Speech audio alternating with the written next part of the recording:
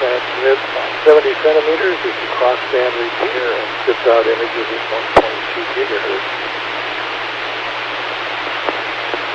Take a light pause at this point. If somebody needs to make an emergency contact or make a contact with somebody other than the net before we get underway.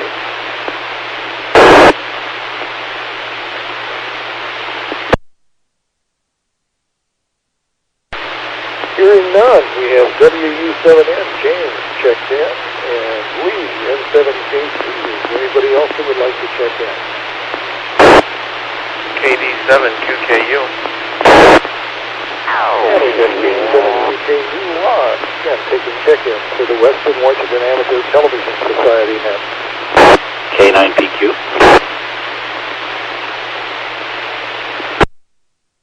And we have Bob, K9PQ.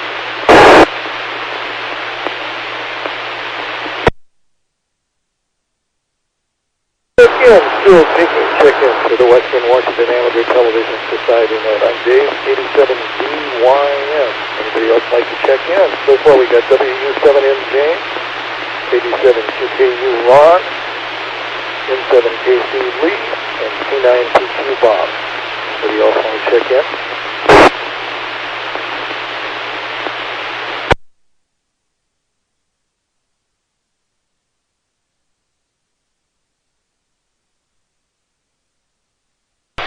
Okay, let's get going. WU7N, James, you're up.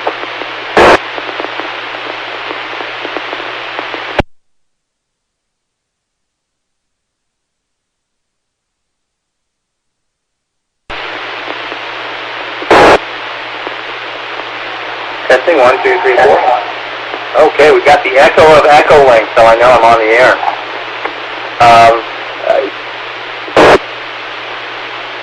Well, if they got back in or not, I couldn't tell who that was. Anyway, I've been working on something here this afternoon a little bit. In addition to a couple of very old handheld radios, I also was given a huge big box and an additional bag of various kinds of batteries, just disposable AA Harbor Freight meter, to determine if any of them are any good or not, or if I just have a large box of stuff to take to the recycle center. And as you can see where the connection is right there, it's coming through on my computer, and I guess it's coming through reasonably well on the NTSC. This meter actually puts a little load resistor across your 9 volts, your 1.5 volts, and even I don't know if you can read it there, but it says 4.5 milliamp for 1.5. And 9 volts, 25 milliamps. So if you got like a little CR123, then you can just double that and say, well, it should be about, 8 milliamps or so. And it lets you know if the battery under load still actually puts anything out. It's kind of a cool feature of a meter that you get for free with a coupon. So anyway, that's it for me for round 1. So let me turn it back to net control. This is WU7N. WU7N. Again, this is the Western Washington Amateur Television Society net. I'm Dave, KD7DYM. Anybody else like to check into the net?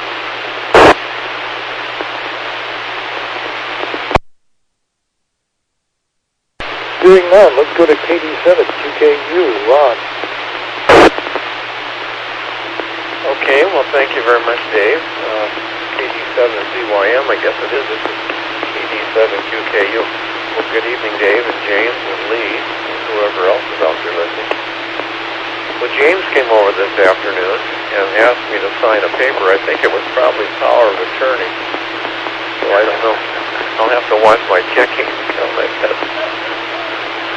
And then he came in and looked at my computer. I have this old computer and it's slower than slow. You click the mouse on something and then you go to the bathroom and come back and it might have gone there. It's just awful. So anyway, he did something. I'm not sure what he did. It takes him a long time. It did some kind of a scan. But I actually think it's running quite a bit better. So I'm going to be anxious to turn it off and turn it back on after a while. So we had it all last afternoon. And it appears to be, now if you click the mouse on something, it actually happens in just a few moments. So that's great. Glad to have it working a little faster again. So maybe we can make a couple other improvements. He made a couple other suggestions, and I don't know if he has anything else up his sleeve or not.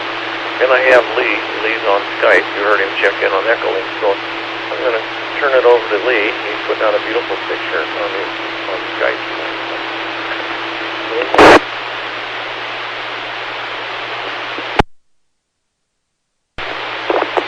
Okay, finally, someone lets me punch the transmit button. This is Lee on 7KC. I'm in Port Angeles, and I'm joining you courtesy of Echolink for the audio, and Ron patches me through his system onto his transmitter for video. So anyway, I think Bob is in there. Good evening, Bob, and James, and Dave. I talked to Dave this afternoon, and so forth and so forth. Of course, I've been chatting with Ron, and I don't think I heard anybody else check in yet. Anyway, battery condition meter without a load on it is meaningless. You put a high impedance, well, a battery is, what you do is that you simulate a battery as a Thevenin equivalent, which is a voltage source in series with a resistance. And the resistance is really the internal resistance of the battery. And what happens on dry cells and whatnot is that the internal resistance gets higher and higher. So it can't supply the current demanded by the load, so the voltage drops, the output voltage drops across that internal resistance. So you need to have a load on the battery before a high impedance meter will give you an idea of just how much oomph is in that battery. So, and there you go.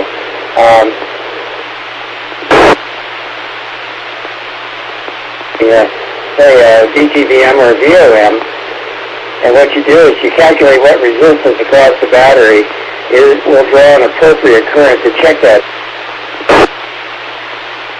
You wouldn't want to draw a milliampere. You might want to draw an ampere on a D cell.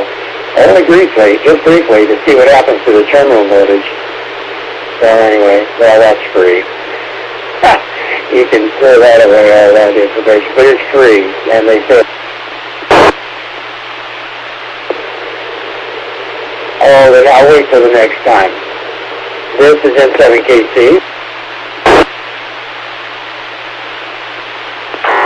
N7KC, thanks for that, and thanks to Ron, K72KU, for patching you through the video. Let's go to Bob, K9PQ. Well, hey, good evening. I don't know if Ron's able to switch me.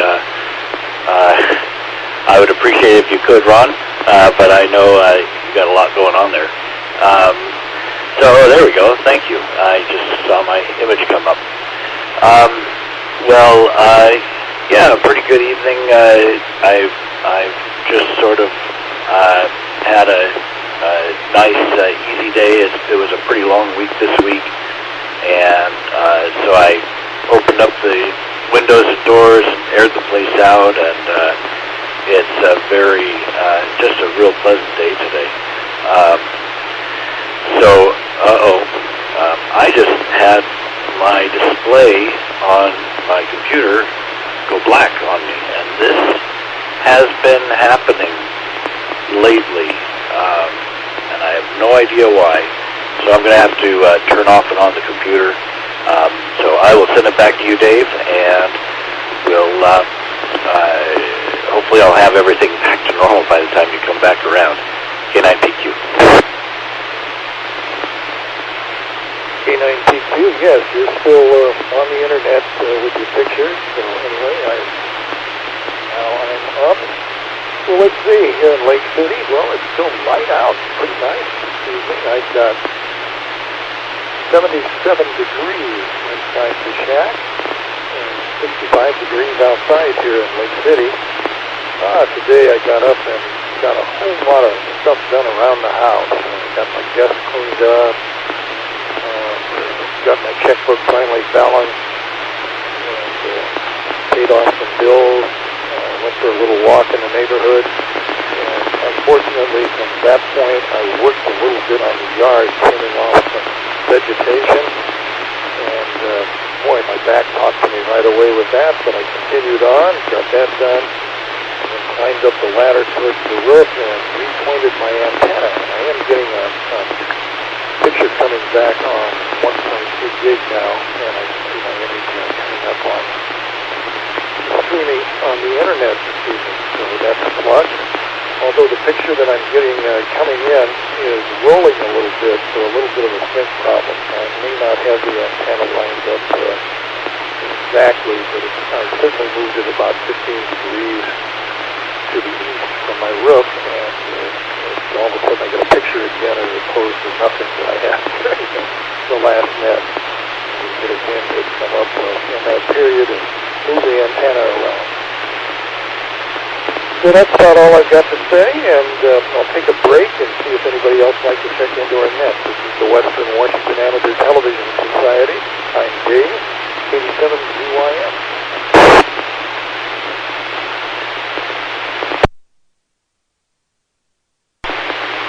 Not hearing none, let's go to James, WW7ATS.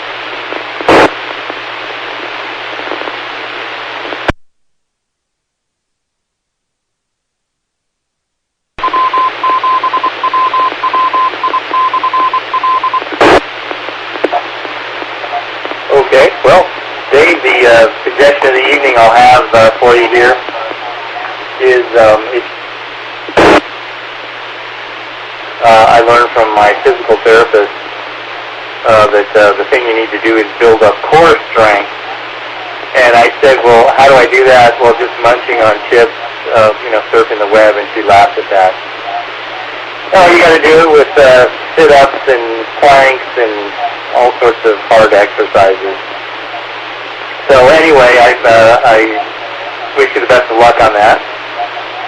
And Lee, thank you very much for the information on the battery.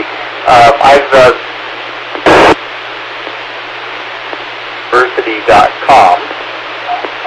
I don't know if you've ever heard of that site, but it seems like what they did is they took the very technically deep document that the Department of Energy put out on various kinds of batteries and kind of took the best parts, leaving out those, I'm sure, totally unimportant details, and put it up on kind of a website, and there's just enough out there to really get into trouble.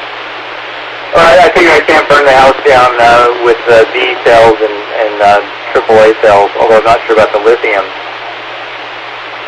So anyway, there was something else too I wanted to show. Don't know if I'll have time here. I'll see if I can work fast.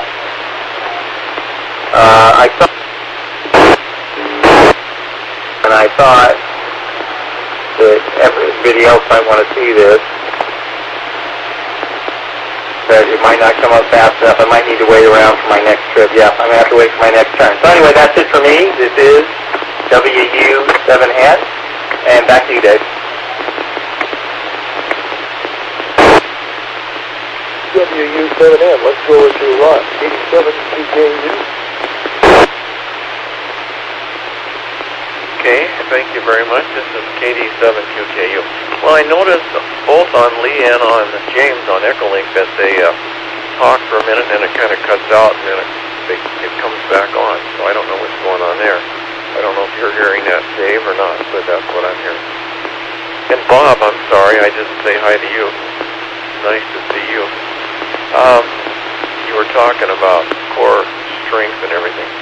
My son called me a couple days ago.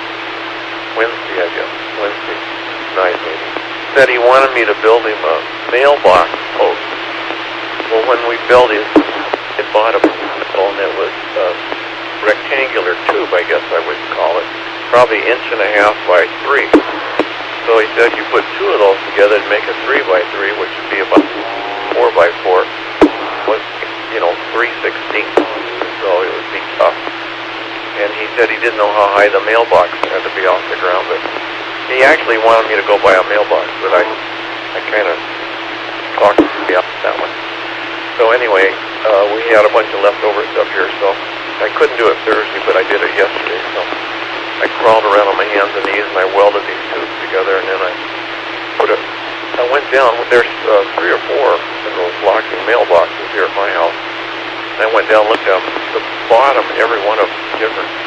Mine, the bottom is recessed, and so I had to set it on a piece of wood.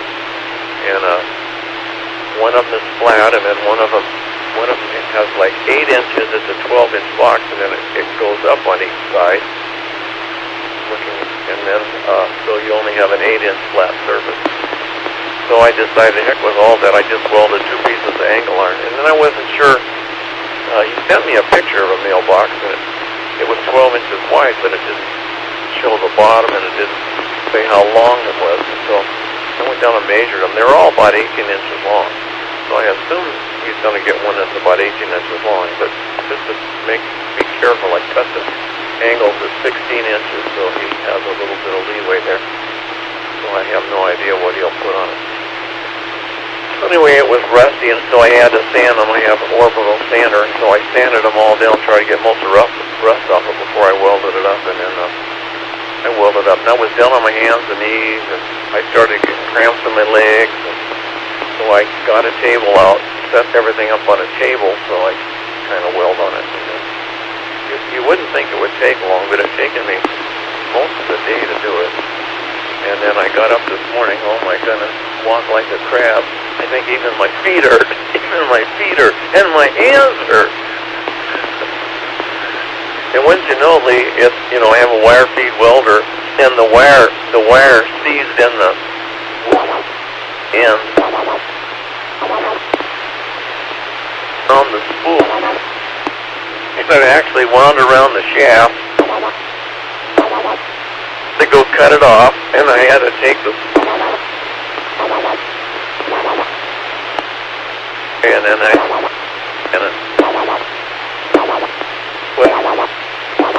I was almost anyway. I got it done, and I delivered it. Thinking, of course, said he wanted it ASAP, and but anyway, I told him I'd do it on Friday, and I'd bring it out on Saturday. So it's at his house now. Thank you. We found it. Okay, let's go over to Lincoln.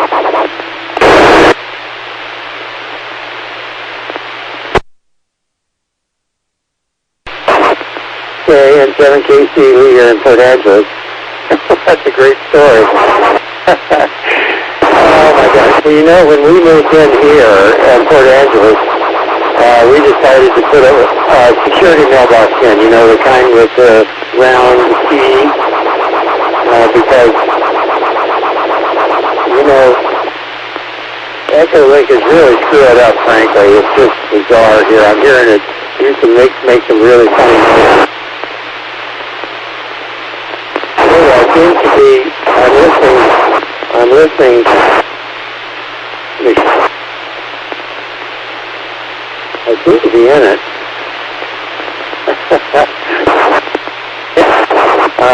Yeah. But here was the gist of what the mailbox, the postal department in it for health and health.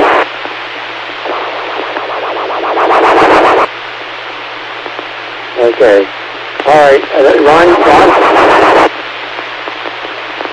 shut down and try to reconnect, and maybe that will help things. So I'll do that. So this is N7KC. I'll try to ID, and Lee and PA. Back to you, Dave. Good try, Lee, and 7KC. Yes, something was out there doing really good interference coming in on Echolink. Let's go to Bob, 29PQ.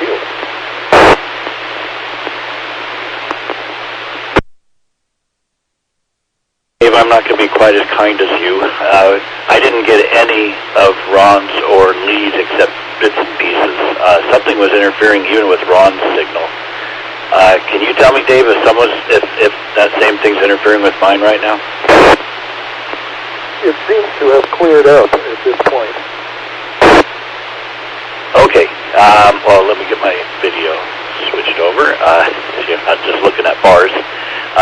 Okay, yeah, I don't know what that was. It was clearly something with the repeater because it was affecting Ron as well.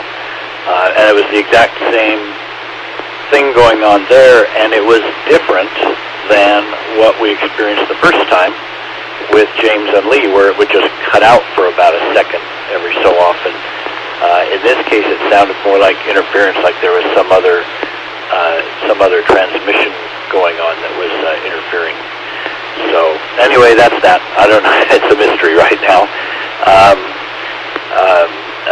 Unfortunately, I missed all of the core strength stuff I did. Dave, I think I must have just not been paying attention. I was trying to reset the computer or something, and I didn't hear what was going on with you that prompted the response from James about the core strength. I'd appreciate if you could repeat that. That's certainly something that's I need to do as well. I haven't had anything go wrong, but it could at any time. But I need to just, in general, I need to get exercising and get all kinds of things better than they are right now. I've been letting it go a bit too long. James, I hope you got my reply to you, and hopefully we'll hear back soon and get all of that taken care of when we go up to the site. I guess I'll leave it right there for now. Dave, back to you, K9PQ. K9PQ, this is 87DYN, and this is the Western Washington Amateur Television Society net on the 08 machine, Echolink. And what I was saying earlier, that I had done some yard work, and I was out cutting down some bushes, and I had to cut them up in 8-inch segments, get them into the recycle bin, and bending over doing that certainly pulled my back. That I was not prepared to do that, but however, I made it through, and I took a little rest break. It felt great. I was able to get up on the ladder to the side of my house and pipe my antenna for 1.2 gigs, and the picture was 15 degrees off, and I moved it 15 degrees to the east, and it looks like I could even move it a little more. In the past, I noticed there was a problem. I got a better picture when I tilted the antenna up, and I can imagine at this elevation that I have in Lake City, it looks like it should be a line of sight up there, but I had my optimum video coming back. I did tilt it up a little bit, and that seemed to help. But my elevation was 150 feet, so yes, it does need to go up a little bit to see what's happening up there. And that's about it. And so let's go to James, WW7ATS.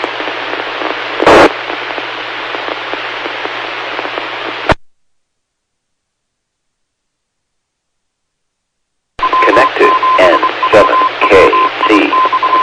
Okay, well, I just heard Lee connect, and Lee in the Fort Worth Work Department,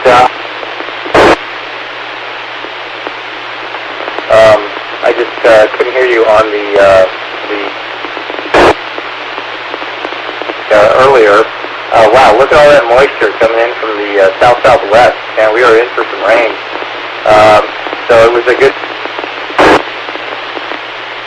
game, and that was not only an enjoyable time out there, but an enjoyable drive as well. And Bob, what I was saying in regards to back problems is my physical therapist had told me that the big secret on that is core you hate to do. It's push-ups either from the toes or from the knees. It's planks from the toes and from the knees. Interestingly enough, sit-ups don't do a whole lot. They do a lot of stuff for your lower abdomen and I guess upper legs, I guess. But so anyway, I had asked her how you do that without doing all the hard work, and she just laughed at me. So anyway, and she also said that the other thing I enjoyed her telling me was you have to keep your weight down as much as possible, and that has something to do with the amount of where your body mass swishes around. Not that any of us have that to worry about. We're all skinny little twigs. So, well, anyway, there's the radar picture. There's a picture of me. tell something's going on with the weather because my picture is probably about a 4 right now.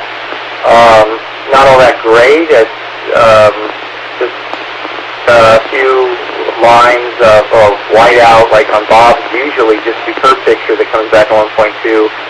I've got a little smearing left to right on the own picture, but I find that tends to happen at areas of high contrast between white and black. So maybe someone would have comments on that. So that's it for me this round, WU7N. I'll send it back to net control.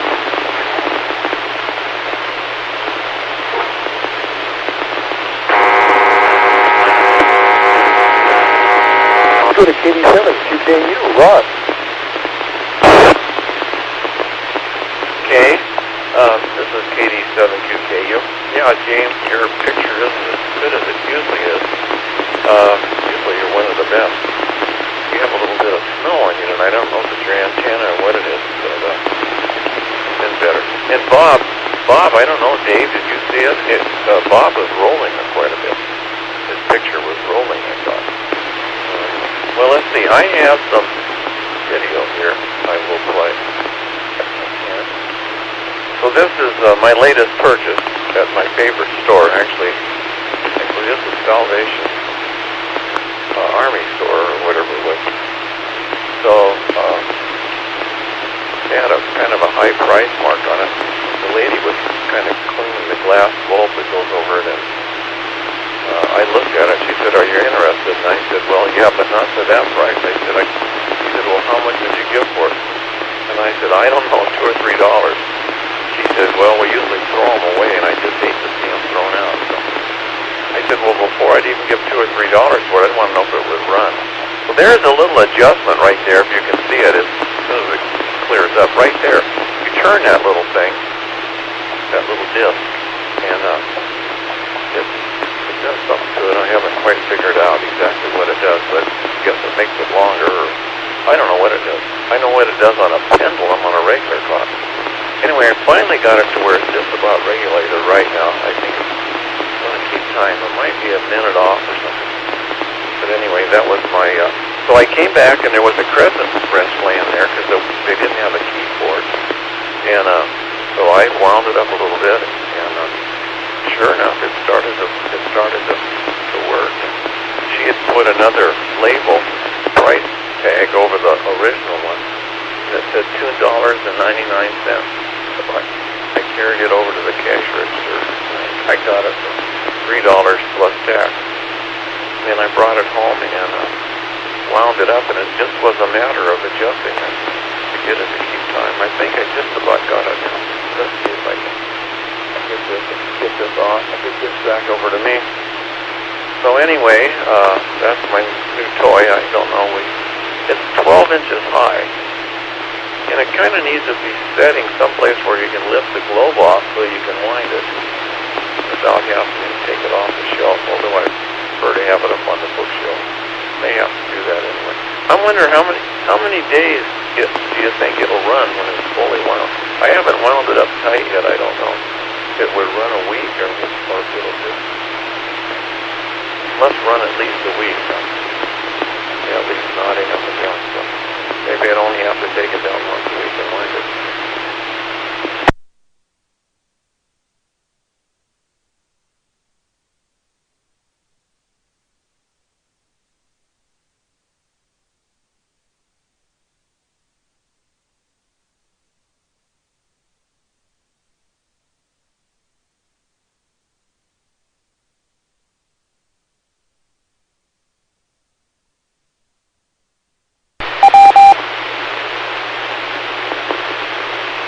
Okay. Okay, I can hear him on. N7KC Lee in Port Angeles. When I was talking and cutting out, I was talking about mailbox specs. And when we got our new mailbox, the lockbox here, I didn't know that the Postal Service had such strict guidelines about the height of it. So it can't be lower than, can't be higher than, can't be further off the curb than such and such, or further back from the curb than such and such. So it took me a little while to get that work. Back here, I've learned after 25 years. Now, James is right. I've got my core strength built up on my back issues. But finally, I was going to say that Ron has got a beautiful clock there. It's a torsional pendulum. And that little ring that you turn will change the moment of inertia of that rotational system just a little bit. Anytime you get into rotational mechanics, you always have to account for the moment of inertia. It figures into the acceleration of it. So if it takes longer to accelerate it, why, that would basically slow the system down, and if you can accelerate it faster, it would basically speed it up. So that's a nice clock, and I think you've learned some lessons from Dave Mann in your bargaining. He always comes home with the bargains, and I think you've actually beat him. He would have probably paid more than that for that clock. Anyway, it's nice, and the course is not broken or anything. That's really nice. So, anyway, well, I don't have anything else, and I'm getting short on time here, so it's WKC, Lee in Port Angeles, back to net. It's 7KC. Let's go on to K9PQ, Bob. Well, hello again. I actually had a knock at the door and had to go away for a little while, so I didn't catch everything being said. But yeah, that clock is very nice. I did see that, and it looks really nice. And I've seen a number of clocks like that, and I've sort of wondered, how to know if they're good quality or not. I assume that that there were a number of really good quality clocks made, and then at some point there were maybe relatively cheap knockoffs made. Lee or anybody, if you've got tips, because I kind of like those clocks as well, and I could see picking one up myself, but I would always wonder, well, okay, is this actually good quality, or is it just sort of made to look like the ones that are good quality? So anyway, I'll make that my turn this turn and send it back. This is K9PQ, back to net. K9PQ, this is Dave, 87YM, and this is the Western Washington Amateur Television Society net on the 08 repeater. And for Bob, I would say if you're going to buy a used clock like that, if it has any rust on it, that might give you a chance for overall operation. And for Ron, $2.99. It's one of my favorite stores, but you didn't get your senior 15% discount. So anyway, it would have been just a little bit cheaper, but such is life. So with that, I'm going to move back up to James, WW7N.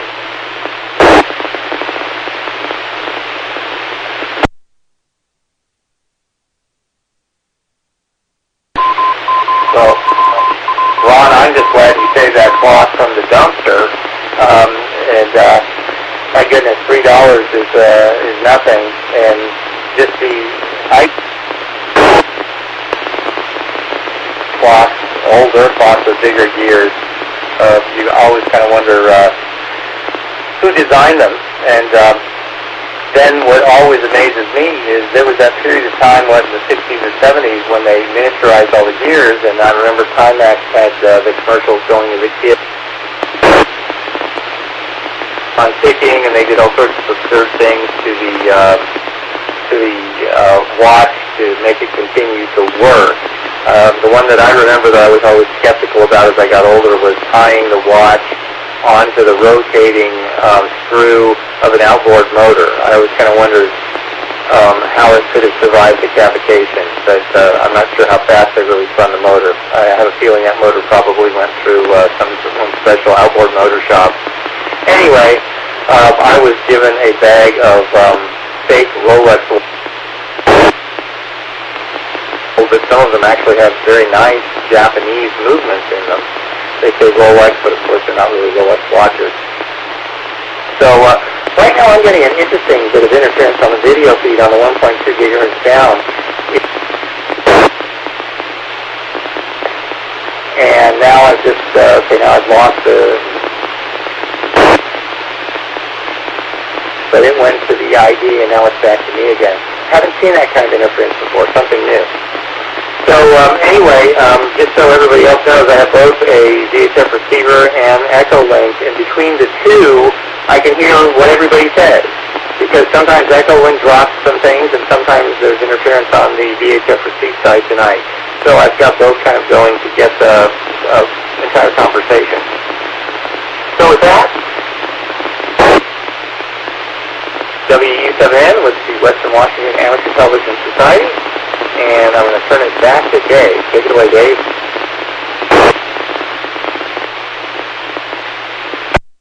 WW7N, this is Dave, 87CYM, and yes, I'm experiencing quite a bit of roll on pictures coming down this evening, a little more so than I've seen in a long time.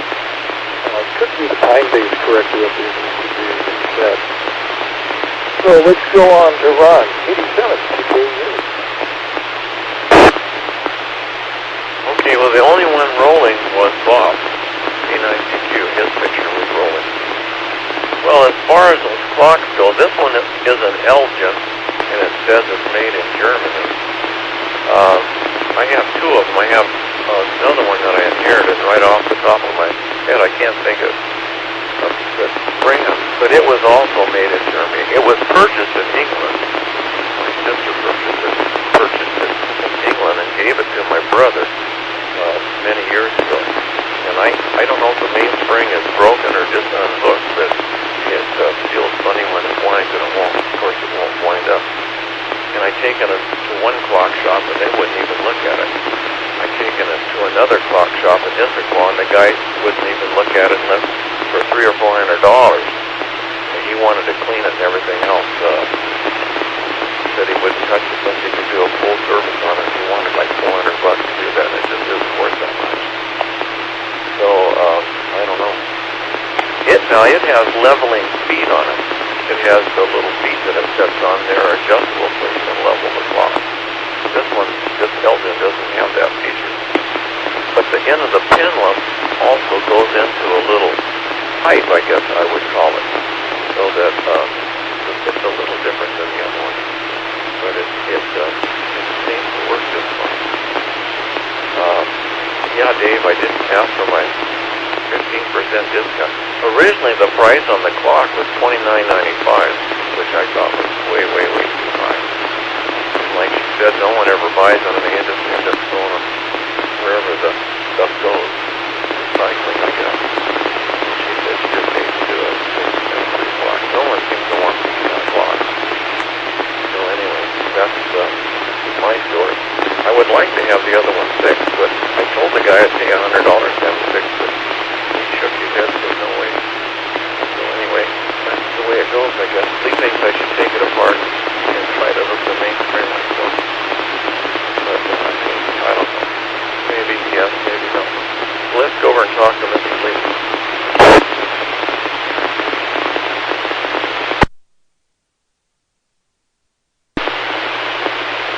Okay, there goes my timer. I've got a darkroom timer here. It's a Greylab 520. That was so nice.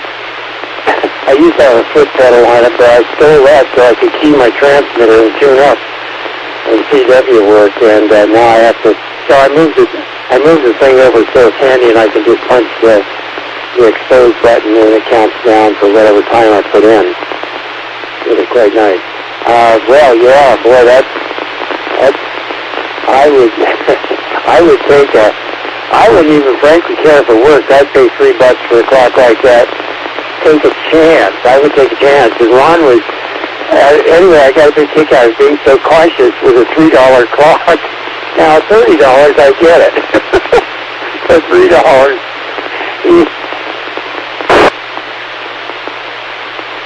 For the senior disc, yeah, honest to peace, got me tickled over here. Anyway. Oh, wow. Well, I don't, Bob, you look really good. Your digital signal on the repeater is, on the system internet is just exceptional. It's really nice. James looks pretty good.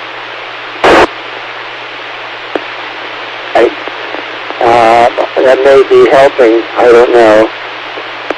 But you can see my piano that my late mother-in-law bequeathed to me. And you can see about a third of it there. It's a full-size 88-key piano with velocity weighted keys. It's a concert piano, but it's electronic. I'm going to say 25 years ago. I think it was like $3,000 or something like that.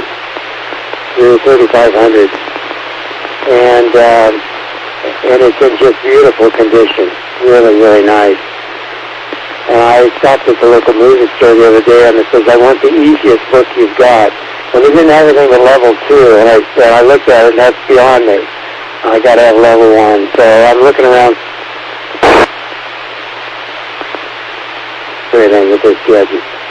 Well, I'm out of time. In 7KC, Lee in Port Angeles, really third party, courtesy of Echo Link and Ron. Back to net. Good. In 7KC, thanks for that. And let's go on to Bob, T9PQ. Okay, well, Lee, I'm glad you mentioned that about Ron not wanting to take a chance on a $3 clock. Oops.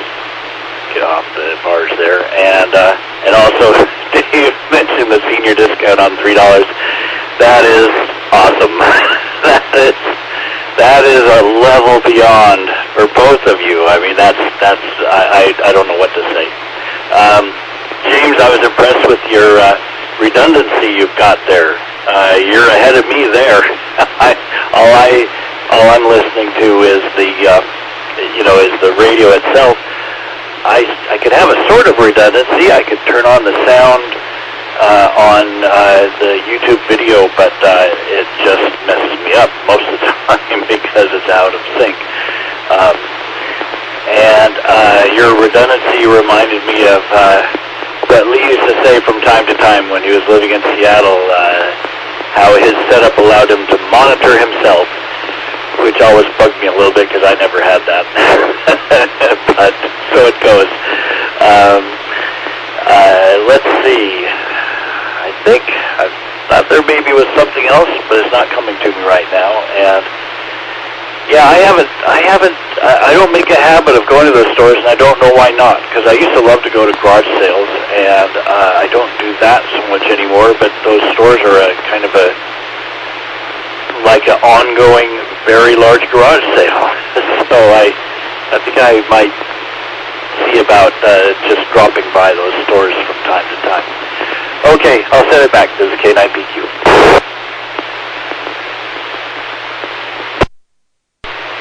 K9PQ, this is KD7CYM, and this is the Western Washington Amateur Television Society net on the 08 machine.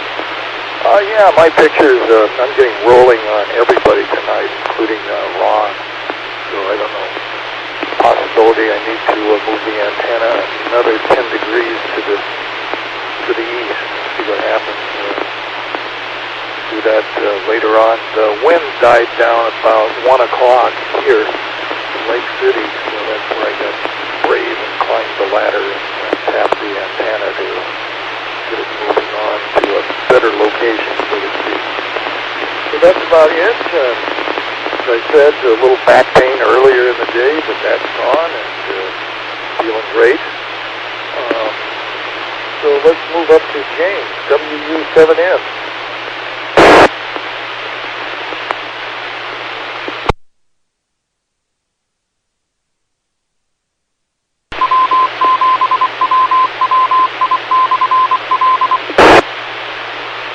Okay, had to let the Morse code lesson go. If you have a $3 computer, or a $3 clock rather, I would tear into it and consider it a learning experience. Especially if you have two of them, because you got the one that you need to tear into, and now you got one that works. It looks gorgeous. So what do you have to lose there? I say break out the jeweler screwdrivers and go for it. The other helpful a clock that you can buy the equivalent of for $3 at Salvation Army. You might want to surf around the internet and see if somebody does that and might do it for considerably less. But I still tear into it myself. If the spring is broken, you've got a real problem there because, and that's why I would not really wind the other one too tightly because the metal does get metal fatigue, gets brittle after a period of time. And I've heard people at estate sales and such. Okay, I'm not hearing my own feedback here. Okay, I got a little bit there. Okay. I was going to say I've heard people from the estate sale circuit who say that if you, on those antique clocks, some of them they don't wind at all, which to me destroys the whole point of the clock. But I don't know. I think getting the mainspring replaced is impossible. Which is really quite an art form.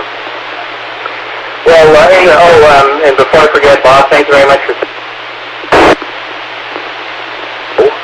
And just so everyone else knows, since I got Ron to sign the magic document there, so let me turn it back. This is WW7ATS, and back to you, Dick. WW7N, let's go over to Ron, KD7QKU. That's quick. This is KD7QKU. Well, just as James was saying, I signed the magic document. It cut out, and we don't know what the magic document was. But I assume it was for the FCC. So anyway, I just don't have much more. It was kind of clouding up here a little bit earlier. I thought, and the barometric pressure had dropped quite a bit. I thought maybe it was going to start raining. We had 71/100ths of an inch of rain the other day between the 2 days. We had 28/100ths one day, which is a little over a quarter of an inch, I figure, and then the next night it rained quite a bit. We had a couple of cars that were prowled just across the street here from me on the other corner, and somebody was into the mailboxes. They didn't get into mine, but I found mail on the ground. I went down Lee to measure the mailbox to see how high it was off the ground, and then I decided I'd look it up on my phone, and it said between 41 and 44 inches was the preferred height. So I made Mike's post 7 feet long, so he can stick it in the ground almost more than 3 feet and still have the 41 or 44 or whatever. And I don't. There would seem to be some question as to whether that would be the bottom of the mailbox slot where you put the mail in. So I'm not really sure. It wasn't explicit about that. I just think, and I didn't talk anything about back from the curb, but he doesn't have any problem about a curb because there's no curbs where he lives. He might even have a post office box or a rural box number, I don't know. But it's just to see the side of the road, so I'm not sure where he's going to put it. So anyway, I got it all made and delivered. It was heavy. The piece of steel was darn heavy. 3/16 rectangular tube. So anyway, he wanted something sturdy, so he got something sturdy. Okay, let's go over to N7KC and see what else he has going on up there in Port Angela.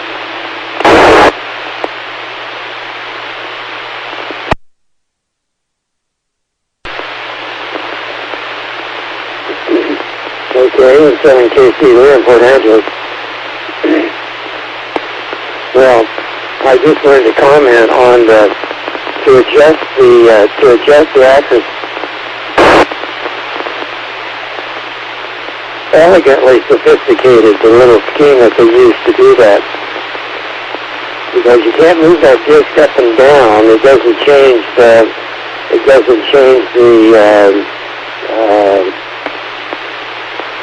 moment of inertia, which directly affects the angular momentum, hence the acceleration. So it has to move those 4 little doodads in and out. Side. And that's at linear accelerations and all that thing. But when you get into the rotational stuff, it gets to be pretty interesting. What else I was going to say was that tonight I started out at 6 o'clock and I checked into the Columbia Basin net. I'm on the roster now. And then at 6:30 I go to the Oregon section net, which is a CW traffic net.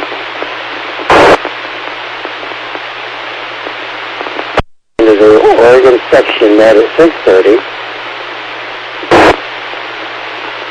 Net. I'm checking into that too. And then at 7 o'clock is the West Coast net. It's the slow speed CW traffic. I'll soon be on the roster of the other two. I'm having a lot of fun. This is just really a kick in the pants. It's something I've wanted to do for years and years and years. I just never got off the time and did it. So I'm feeling pretty smug over here now. I'm actually doing something that I really wanted to do many years later. And still,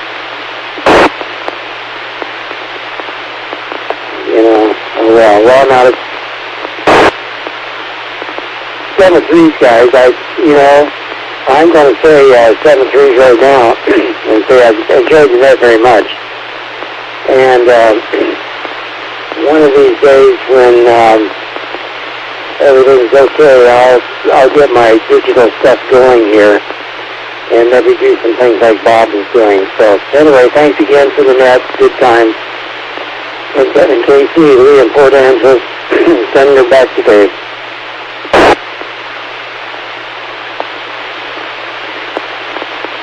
M7KC, let's go on to Bob, K9PQ.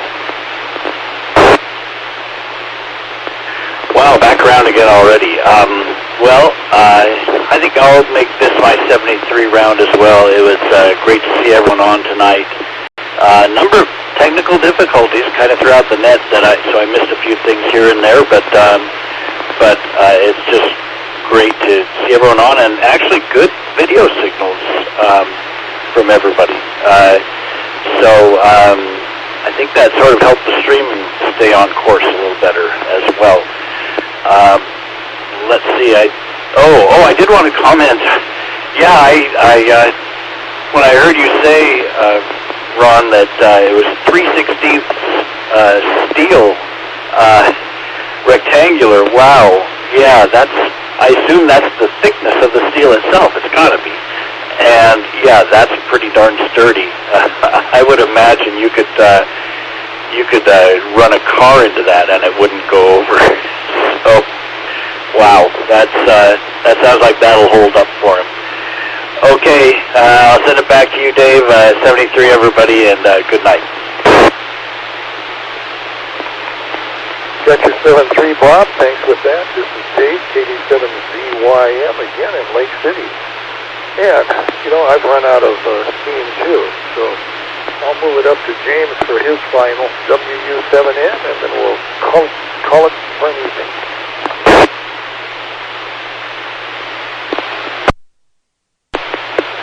Okay, Dave, 73. And let's see, the last mailbox project I did was almost 10 years ago, and what I opted for was a plastic mailbox that was attached with Velcro to the very lightweight pole, because there were kids doing the very dangerous practice of running along and hitting them with baseball bats. And the Home Depot had these plastic ones you could hit with a baseball bat and just kind of pop it back into position. A key is very sturdy and built as part of some sort of a kiosk, is just hanging a sign out to advertise all the substance abusers to come and steal the mail. I use a P.O. box as well. Anyway, 73s, everybody, good net tonight. A lot of technical challenges, and still getting that roll signal. And if I go to a picture here, I still have that horizontal roll, or that white bar that's going from right to left across the picture. Me or something else. WU7N. Back to you, Dave.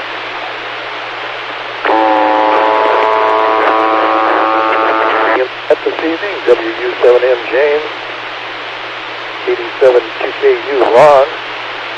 Reported Lee N7KC. And Bob, P9NPQ.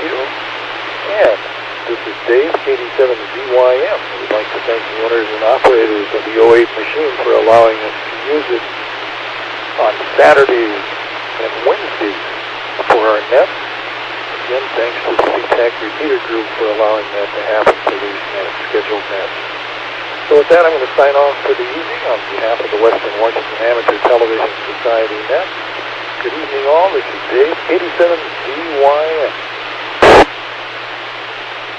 Hey, this is K9PQ, and I did want to say, Ron, thanks for switching me. I forgot to mention that. Thanks for taking care of that for me. Really appreciate it. K9PQ, clear. And Bob, that was 3/16 thickness. So yeah, it's sturdy stuff. And two of them together, so it would be a pretty stout post. All right, good night all. KD7QKU on clear. Bye-bye.